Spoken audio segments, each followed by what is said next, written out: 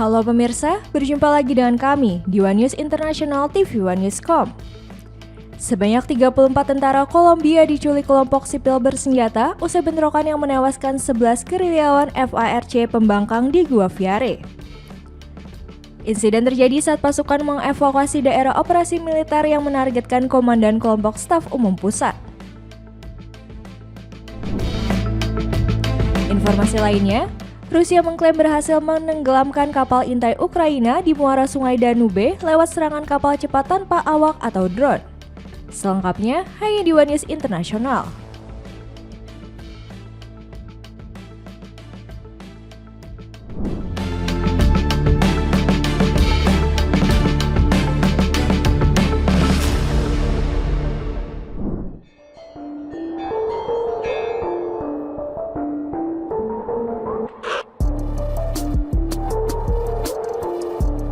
Специальная военная операция продолжается.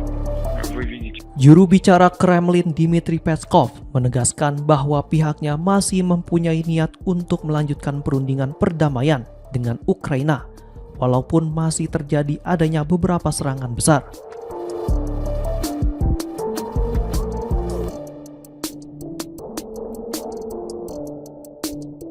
Dalam serangan terbaru Rusia, sedikitnya menewaskan 15 orang, termasuk 4 anak-anak.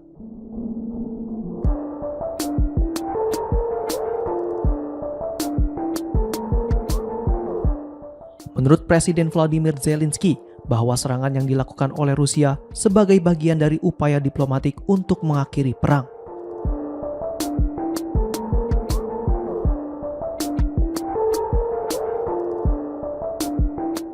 Kemudian Dmitry Peskov menyebutkan bahwa kedua belah pihak masih melakukan penyerangan, namun Rusia masih tertarik untuk melakukan diplomasi.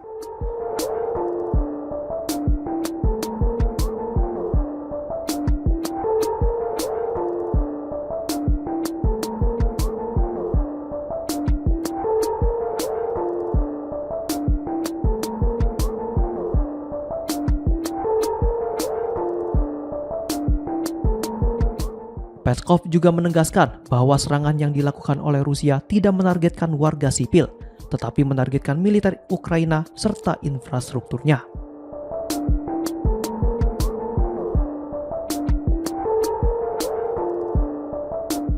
Juru bicara Kremlin itu mengatakan serangan-serangan yang dilancarkan oleh Ukraina kerap menargetkan infrastruktur sipil.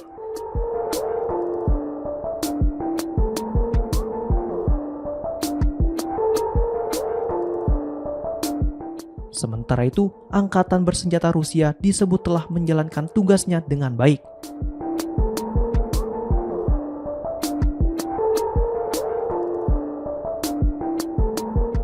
Dengan berhasil melakukan operasi serta melakukan serangan yang sesuai dengan target.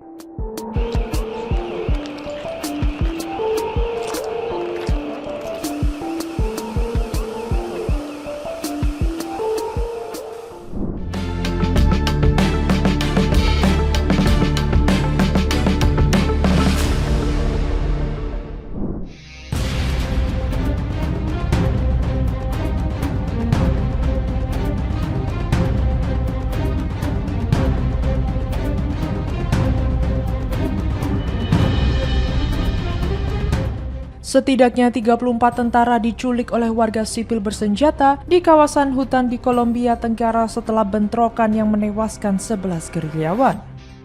Termasuk seorang komandan faksi pembangkang dari bekas kelompok pemberontak FARC, ungkap Menteri Pertahanan Pedro Sanchez pada Selasa 26 Agustus.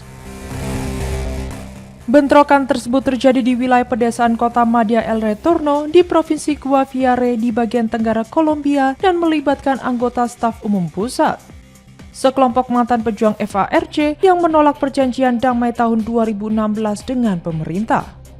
Sanchez mengatakan para tentara tersebut diculik saat mereka sedang mengevakuasi daerah tersebut setelah operasi militer yang menewaskan seorang komandan IMC dan 10 pemberontak lainnya.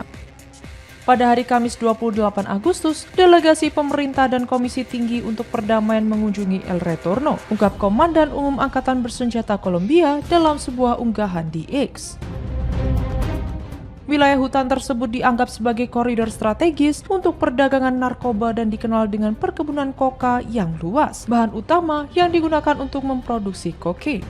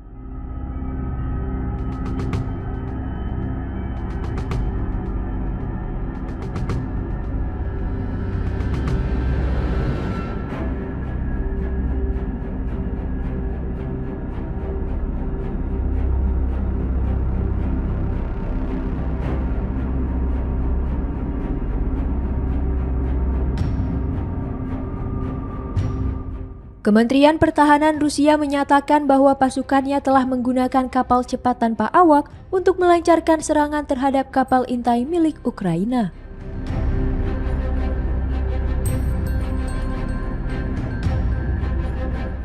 Kapal intai Ukraina yang menjadi sasaran diketahui bernama Simferopol.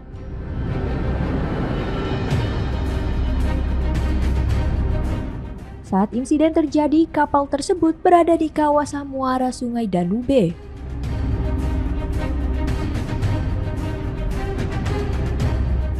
Serangan tersebut menurut pernyataan resmi terjadi pada Kamis 28 Agustus 2025 dan berhasil menenggelamkan kapal tersebut.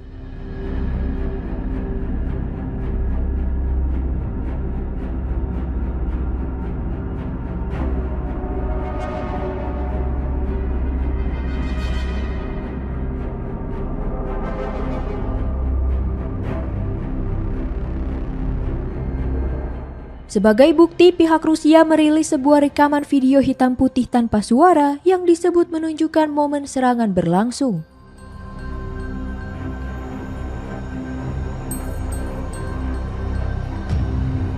Selain itu, turut dibagikan pula cuplikan visual tambahan yang menampilkan kapal Ukraina yang diklaim sebagai target serangan.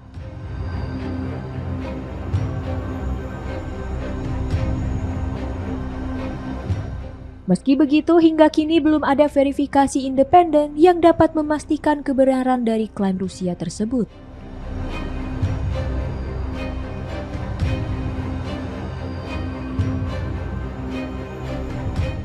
Informasi mengenai waktu dan lokasi pasti kejadian juga belum dapat diverifikasi secara mandiri oleh pihak ketiga.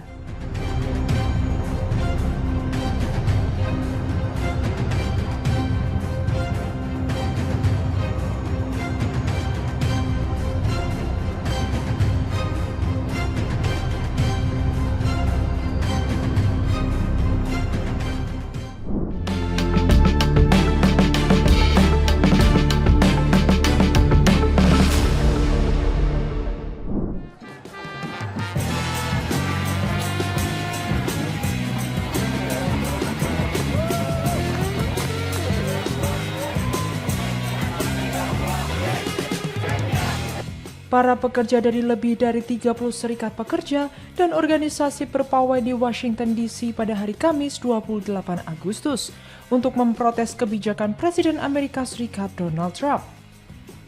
Termasuk perintah eksekutif yang ditandatangani sebelumnya pada hari yang sama yang membatasi hak tawar-menawar kolektif bagi serikat pekerja federal di lembaga-lembaga tertentu, kata Gedung Putih.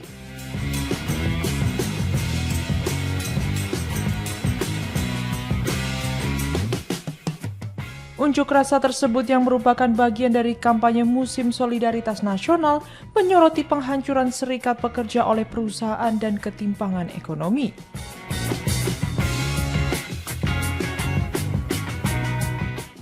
Cara kita menghentikan pengambil alihan ini adalah dengan aksi kolektif, kata Kia Ketterjee, Direktur Eksekutif Free DC.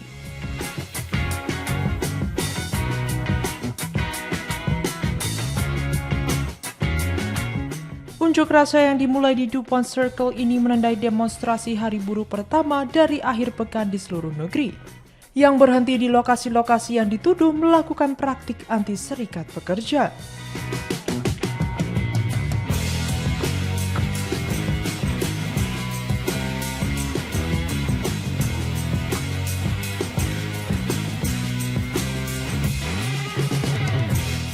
Indeks keyakinan konsumen Amerika Serikat turun 1,3 poin persentase pada bulan Agustus, turun menjadi 97,4 dari 98,7 pada bulan Agustus. Menurut hasil survei terbaru yang diterbitkan oleh The Conference Board, sebuah organisasi riset nirlaba Amerika Serikat pada Selasa pagi.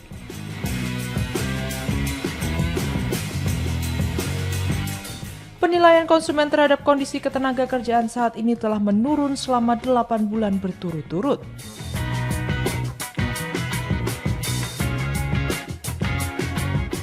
Pada saat yang sama, kekhawatiran konsumen terhadap tarif meningkat yang terus berkaitan dengan kenaikan harga. Dengan ekspektasi inflasi rata-rata untuk 12 bulan ke depan mencapai 6,2% setelah turun selama 3 bulan berturut-turut.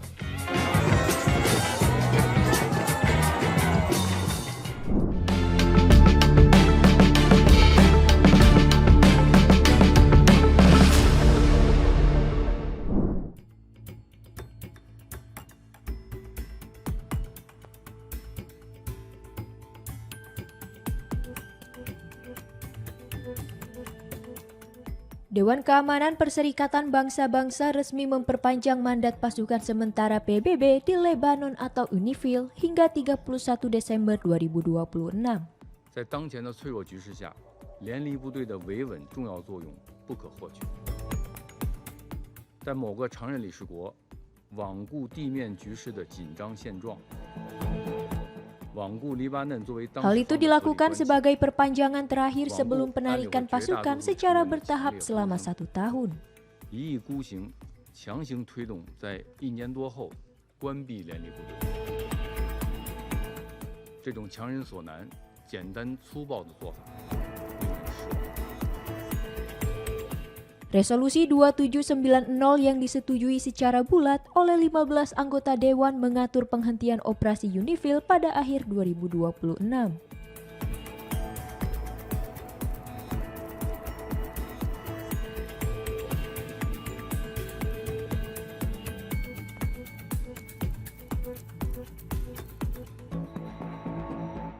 Tak hanya itu, resolusi itu turut mengatur proses pembubaran pasukan yang diikuti oleh penahanan pasukan penjaga terbatas untuk menjaga keamanan personil.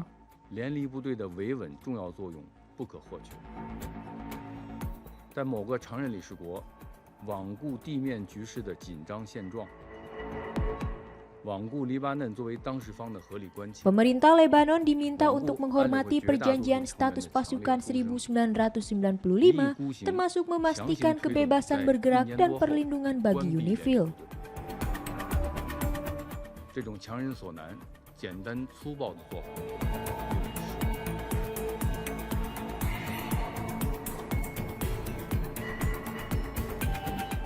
Pasukan ini pertama kali dibentuk pada 1978 untuk mengawasi penarikan Israel dari Lebanon dan diperluas mandatnya setelah Perang 2006 antara Israel dan Hizbullah.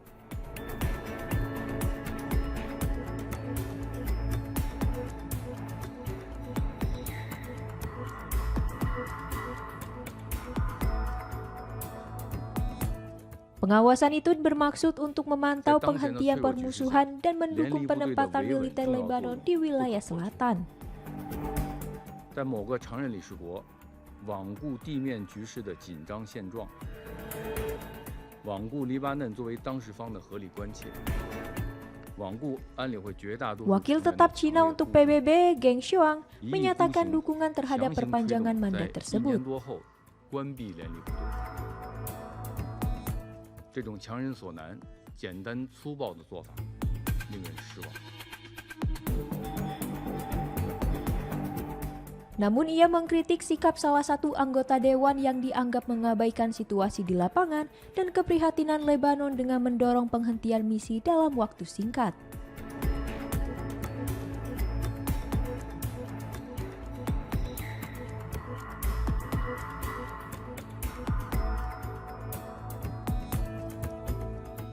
Ia menilai pendekatan tersebut terlalu sederhana dan otoriter, serta menegaskan pentingnya peran UNIFIL dalam menjaga 在当 stabilitas. 前的脆弱局势下，联立部队的维稳重要作用不可或缺。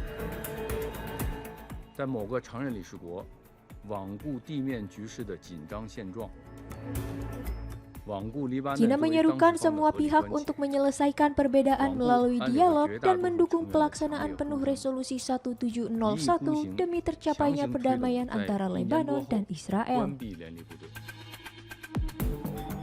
这种强人所难、简单粗暴的做法令人失望。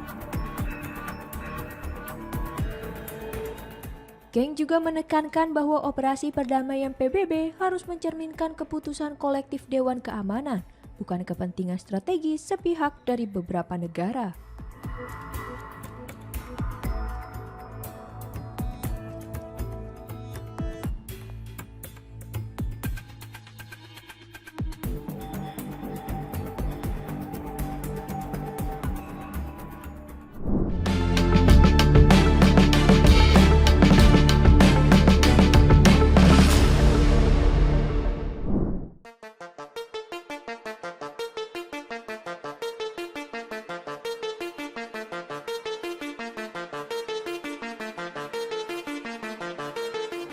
Serangan besar-besaran Rusia menggunakan rudal dan drone pada Kamis 28 Agustus dini hari menghantam ibu kota Ukraina, Kiev.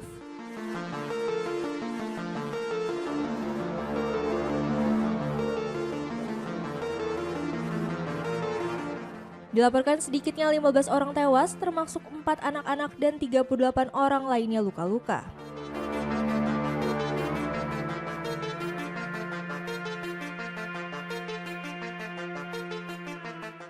Pemerintah Ukraina melaporkan sebanyak 629 drone hingga rudal Rusia menerjang sejumlah daerah termasuk Kiev.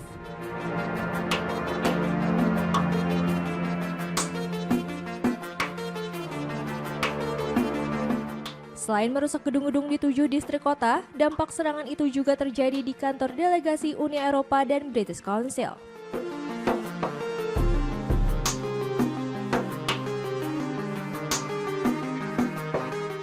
Rekaman CCTV dan laporan di lapangan memperlihatkan ledakan besar terjadi di berbagai wilayah kota.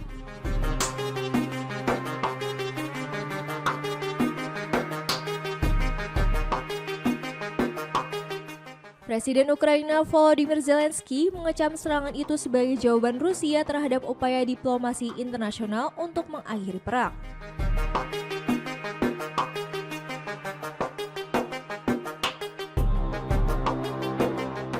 Ia menegaskan Rusia lebih memilih melancarkan serangan dibanding berunding, sambil menekankan bahwa Moskow harus bertanggung jawab atas setiap serangan dan korban sipil.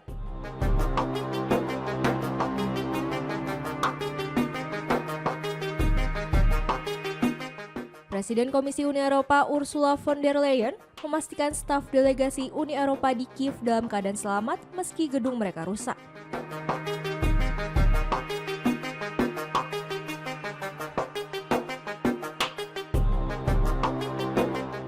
Ia menyuruhkan Rusia menghentikan serangan tanpa pandang bulu terhadap infrastruktur sipil dan kembali berdialog untuk mencapai perdamaian.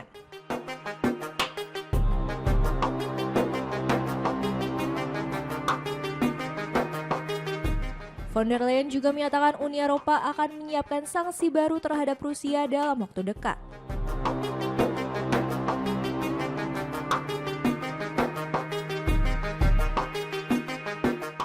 Sementara itu, Presiden Dewan Eropa Antonio Costa menegaskan Uni Eropa tidak akan gentar menghadapi intimidasi Moskow.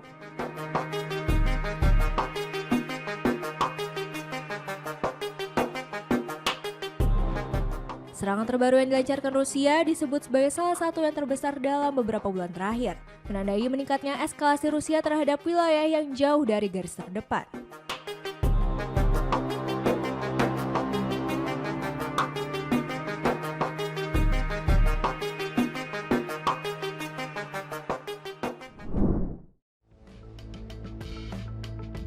Demikian informasi yang dapat kami sampaikan pemirsa. Terima kasih telah bergabung bersama kami.